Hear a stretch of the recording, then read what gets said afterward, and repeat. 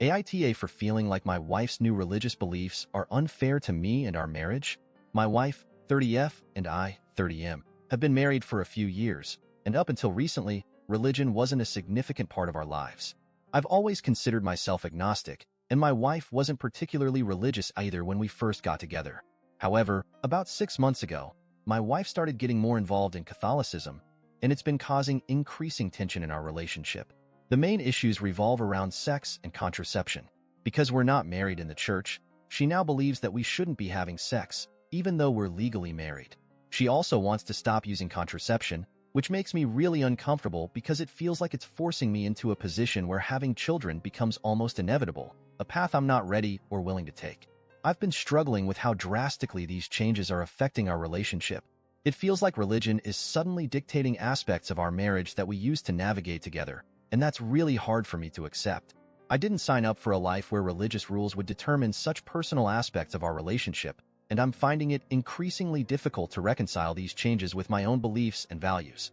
I care about my wife deeply, but I feel like the dynamic of our relationship has shifted in a way that's unfair to me. I've tried to be supportive, but I can't help but feel that this isn't the life I envisioned for us when we got married. Now on to the next story. Story 2. AITA for cutting my brother out of my life for who he's marrying. Hey, so I'll try to be as detailed as possible and short, but I did fail high school English, so I'm Sean, 27M, and my brother is Devin, 28M. He is marrying Erin, 28F, and she is my high school bully. I say bully, but really tormentor is more accurate. My brother knows this. He went to school with me. He saw it all. I came out as gay my freshman year. I didn't announce it or anything, but I told my friend, and he told someone who told others. When Erin found out, her and her group of friends chose to fuck with me. The things included, innocently enough, pointing and laughing, walking up and saying gay jokes, asking boys to ask me out then laugh at me. To less innocent, like in my sophomore year, they left a razor blade in my locker with a note saying try again after I tried to off myself.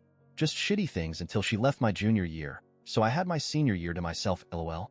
Well, now he brought her over to 4th of July last month and introduced her as his fiancée. Didn't even know they were dating, neither did my parents. They know what she did, and they were surprised at first but decided she must have changed and told me to give her a chance. I was pissed off and distant the rest of the day. Didn't talk to him and just hung out with my cousins. The next day he called me and asked why I didn't talk to him at all yesterday, and I told him he's marrying a raging cunt who wanted me to slit my wrists in the bathroom. Why would I talk to him? And he blew up on me, telling me I have no right to say that about his fiancée, and she isn't the same person. I should judge anyone based off their actions as a kid, blah blah blah. I hung up on him and am not planning on talking to him again until he apologizes. He had my parents call me to tell me they think I really should give her a chance. She's a changed person and has told them sorry for what she did to me in the past. LOL? I didn't get that apology. Who the fuck cares if she says sorry to them? I sure as fuck don't. I told them until she's begging me to give her a chance for forgiveness, they can fuck off with my brother. Well, now as of an hour ago, Erin messaged me a very heartfelt and sweet message which I will copy and paste here. Hey Sean, this is Erin. I'm sorry about my actions in high school, but honestly it was a decade ago. I don't know why you care anymore. The things you do as kids don't accurately reflect on who you are as a person, and I doubt you're the same person as you were back then. The fact that you're judging me and not even letting me be happy with your brother when we announce a very serious and joyful thing is honestly very disappointing. I figured you would have grown up and not acted like a child about this. Well, smiley face. I fucking hate her, bro, holy shit. So I replied, hey cunt, glad to hear from you. You destroyed my high school years and never even gave a glimpse of remorse, so you can go fuck yourself, and I hope your marriage with my brother ends in cheating and fighting and you living in a box under the freeway again. So now I'm done with my brother and just the entire situation. Am I in the wrong for dropping him out of my life and not moving on? Even if I am, I don't think I care, but I kinda want an outside opinion. Now on to the next story. Story 3. AITA for not letting my ex-husband's new girlfriend have a piece of his mother's jewelry. I, 40F, and my ex, we'll call him Joe, 41M, were high school sweethearts, started dating when we were 17, married at 19, and divorced 20 years later, so going on 2 years now. We have an amazing daughter, Sarah, who is 8, and has adjusted really well to the separation. Joe and I get along great. The divorce was amicable and we're still good friends. Not like we hang out alone or anything, but we don't argue or fuss at each other, help each other out, and just overall have each other's backs, because at the end of the day, our number one priority will always be Sarah and doing what is best for her. We've both moved on and are in serious long-term relationships with other people. His girlfriend Lily, 46F, is great and really good for him. I have never had any conflict with her and enjoy spending time with her when we all get together for holidays and other important events or celebrations.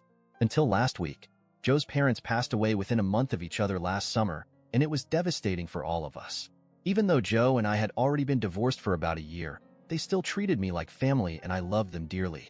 Joe and Lily hadn't started dating yet, so she never met them, which is a shame.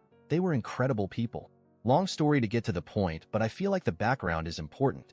Last week, Sarah got a box in the mail from her aunt who was responsible for dividing up my late mother-in-law's jewelry amongst the kids and grandkids. She had a huge collection of both costume and more expensive fine jewelry. I let Joe know about it, and he explained that some of it was left to me so when he would come over, and we sort through it together. Lily came with him, which was fine. It was extremely difficult, and we were both very emotional, so I'm glad she was there to support him. Here's where I think I may be the asshole. As we were going through the jewelry, we had pulled out a couple of cheaper pieces of costume jewelry for Sarah to have now, and I had picked out a couple of rings, a necklace, and 3 pairs of earrings to keep, knowing that they will eventually go to Sarah as well. Joe and I agreed that the rest of it would be put away in the lockbox that we each have a key to at my house and would stay there until Sarah is older and it goes to her. One of the pieces being put away is a beautiful set of ruby and diamond earrings and necklace that are obviously very real and we believe were passed down from Joe's grandmother. Lily had been admiring the set and making comments about how well it would go with the wedding dress she had been looking at. They aren't engaged, or even with some of her date night outfits. Joe didn't say anything to her in response, and when she put them down, I wrapped them back up and put them along with the rest of the jewelry in the lockbox. Since then, Lily has texted me multiple times asking about them and if she can just borrow them. At one point, she accused me of just wanting them for myself and pointed out that Joe and I were divorced and I didn't have any right to keep them. She has also said that when they get married, the jewelry will legally be part of their marital assets anyway, so I'm just putting off the inevitable. I'm not planning on wearing them, per my agreement with Joe. I'll wear the pieces I picked out and the rest will stay put away for Sarah. I have zero intention of taking any of it out unless it's necessary, and even then, I'll let Joe know what's going on with it. Joe's has been radio silent, and I haven't said anything because I don't want to cause any conflict that could have an impact on Sarah. So am I the asshole for not giving in and letting Lily have some of the jewelry meant for my daughter? TLDR.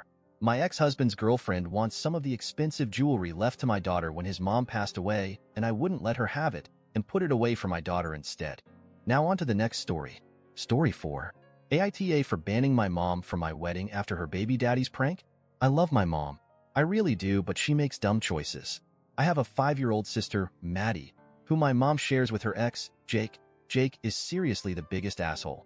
Even my mom knows it. He asked her to marry him 3 times, and they never made it to the altar. For some reason, my mom lets Jake in the house all the time.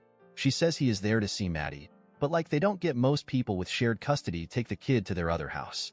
Recently, my fiancée, Bridget, asked my mom if she could host her bridal shower at our weekend house. My mom said yes, but she couldn't promise they wouldn't be there as Maddie likes to get out of the city every weekend.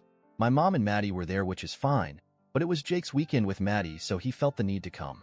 Bridget was having a lovely bridal shower, despite Jake in and out of the kitchen in his boxers.